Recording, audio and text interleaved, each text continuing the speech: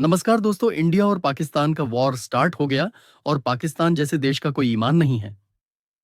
इस समय हम सभी को अपने आर्म्ड फोर्सेस पर भरोसा है, मगर फिर भी आपको न्यूक्लियर अटैक से बचने का तरीका आना चाहिए।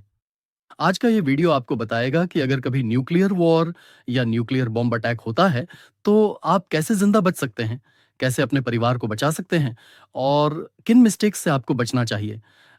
तो इस वीडियो को अंत तक जरूर देखें, यह आपकी जिंदगी बदल सकता है। एक न्यूक्लियर बम क्या होता है?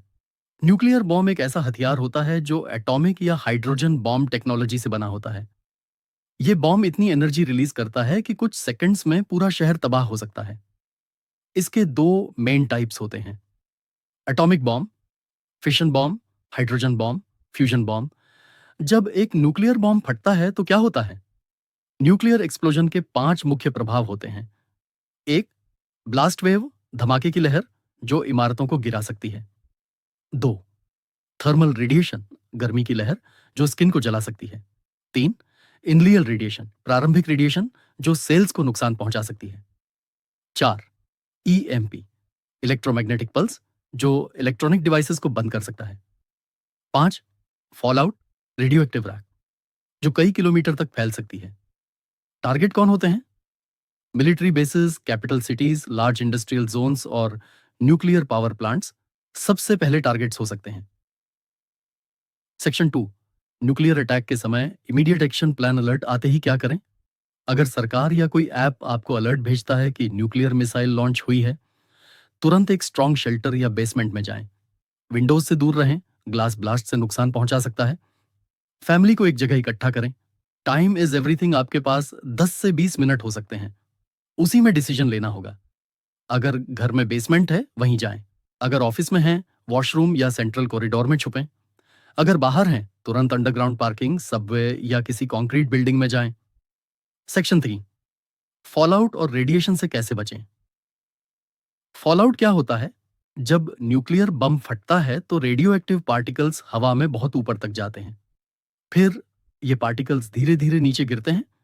इस प्रोसेस को ही कहते हैं फॉलआउट। फॉलआउट पार्टिकल्स बहुत ही जहरीले होते हैं और इंसान, जानवर, पानी और फूड सप्लाई को कंटामिनेट कर सकते हैं। फॉलआउट तुरंत नहीं आता, ये एक्सप्लोजन के 15 से 30 मिनट बाद शुरू होता है। इसलिए अगर आप ब्लास्ट के सेंटर से 10 से 20 किलोमीटर दूर हैं, तो आपके पास थोड़ा समय होता है सेफ शेल्टर में छिपने का। फॉलआउट से कैसे बचें? सबसे पहले इंडोर्स चले जाएं। जितनी मोटी दीवारें और लेयर्स आपके और बाहर की हवा के बीच होंगी, उतना ही आप सेफ रहेंगे। इसे कहते हैं शील्डिंग।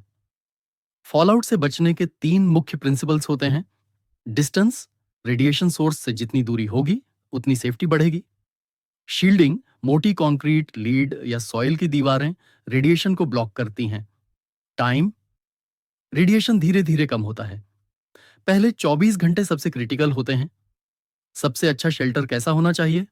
विंडोलेस रूम या बेसमेंट सबसे अच्छा है।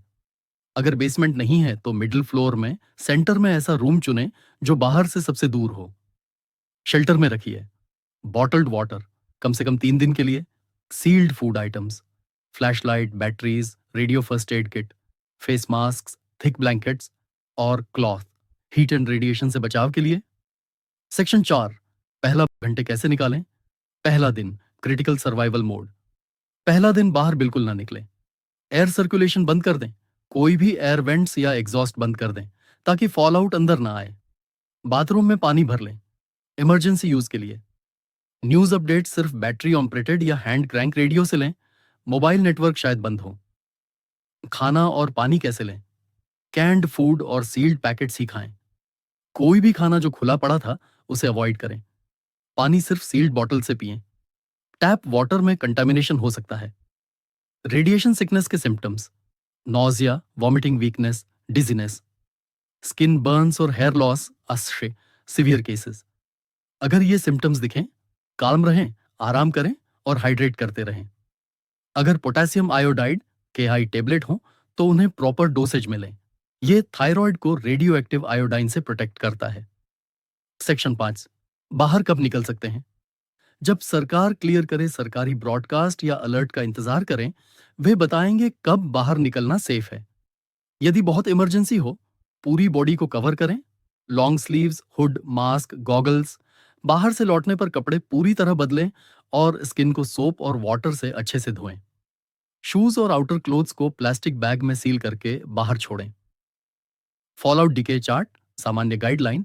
7 घंटे में रेडिएशन 90% तक घट जाती है। 48 घंटे में सबसे खतरनाक लेवल कम हो जाता है। 2 हफ्तों में ज्यादातर जगहें सेफ हो सकती हैं, पर हॉटस्पॉट एरियाज को अवॉइड करें।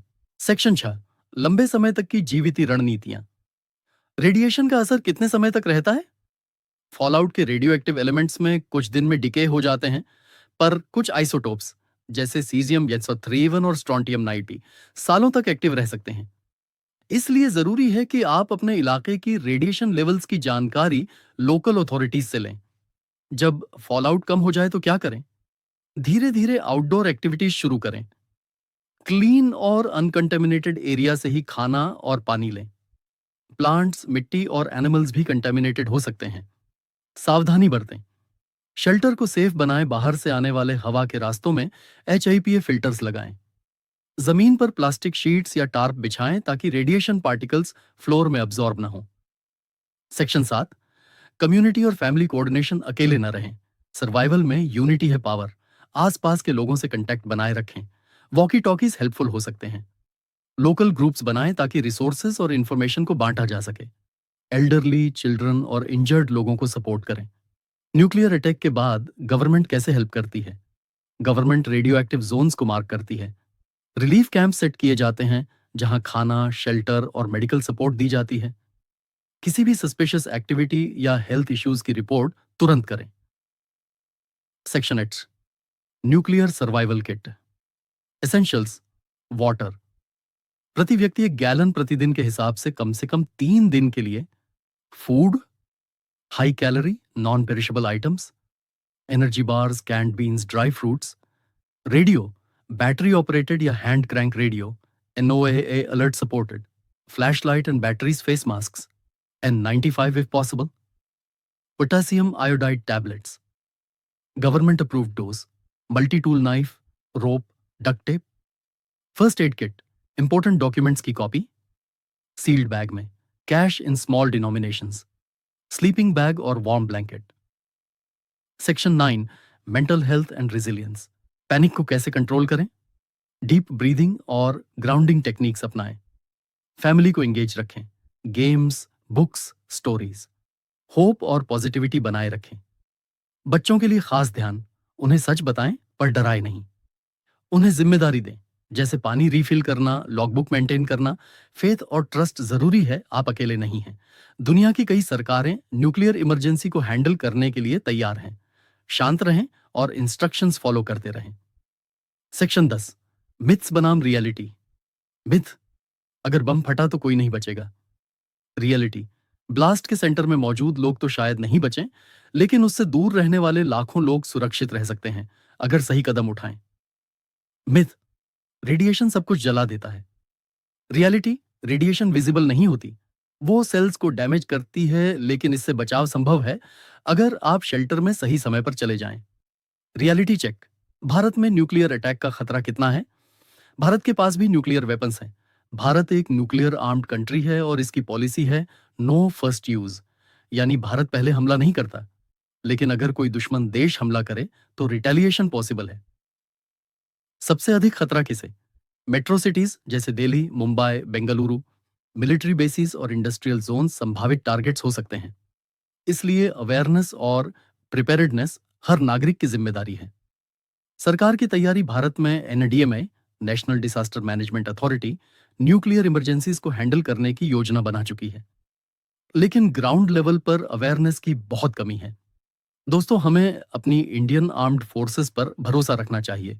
हमारी भारतीय सेना सबसे ताकतवर सेना में से एक है। मुझे अपनी सेना पर पूरा भरोसा।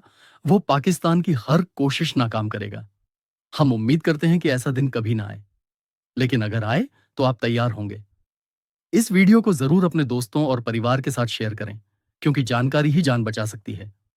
और ऐसे ही जरूरी और लाइफ चेंजिंग वीडियोस के लिए सब्सक्राइब करें बेटर लाइफ। जय हिंद, जय भारत।